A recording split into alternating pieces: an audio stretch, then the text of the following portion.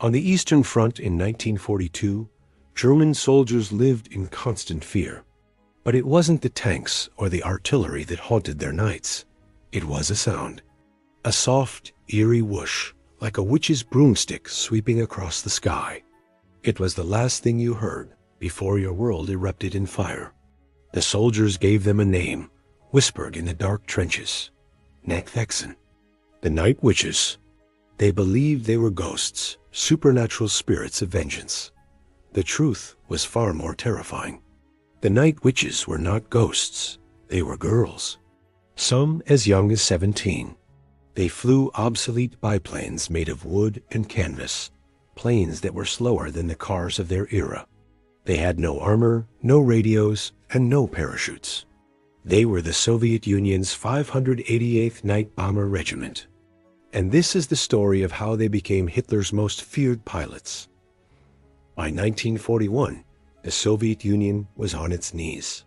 Hitler's Operation Barbarossa had shattered the Red Army.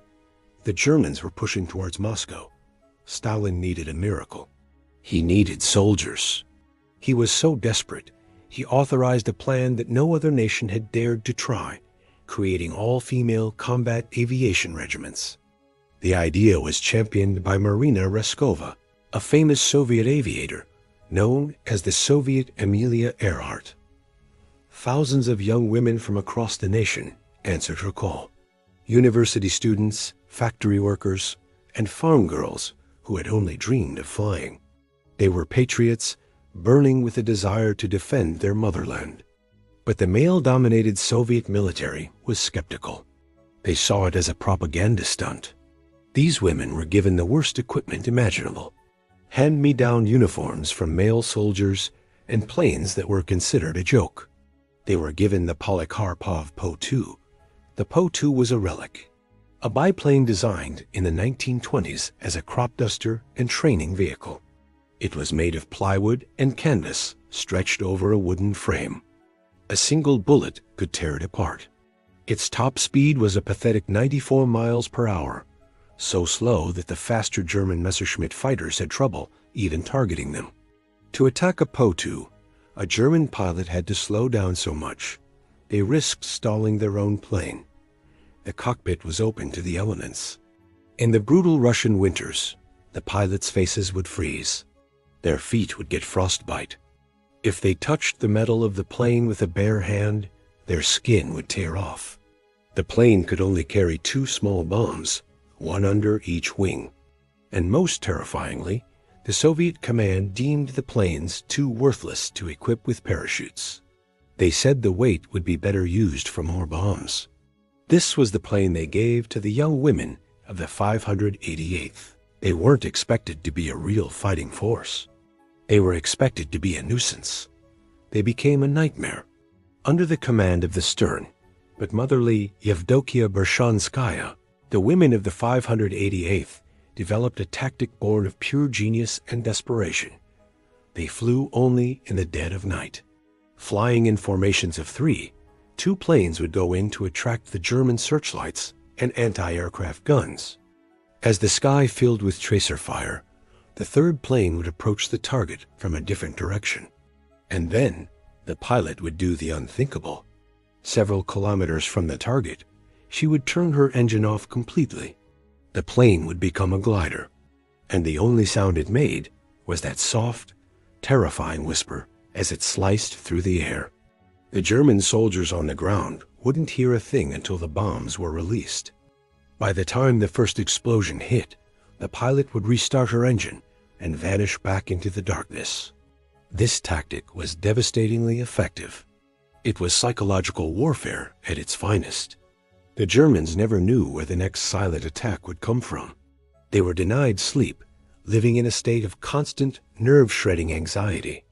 It was this ghostly, silent approach that earned them the name Night Witches. The Germans believed any soldier who shot one down was awarded the Iron Cross. A mission for a Night Witch was a brutal ordeal. The pilot and her navigator would take off into the freezing darkness. They navigated using nothing but a map, a compass, and a stopwatch.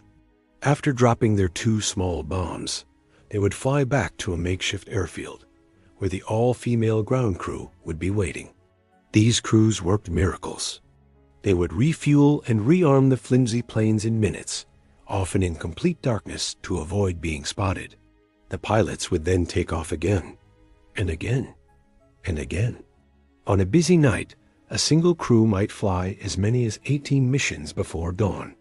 They were flying non-stop, fueled by adrenaline and a fierce determination. They flew with a pistol, not for the enemy, but for themselves. If they were shot down and captured, they knew the horrors that awaited them. A pistol was their last resort.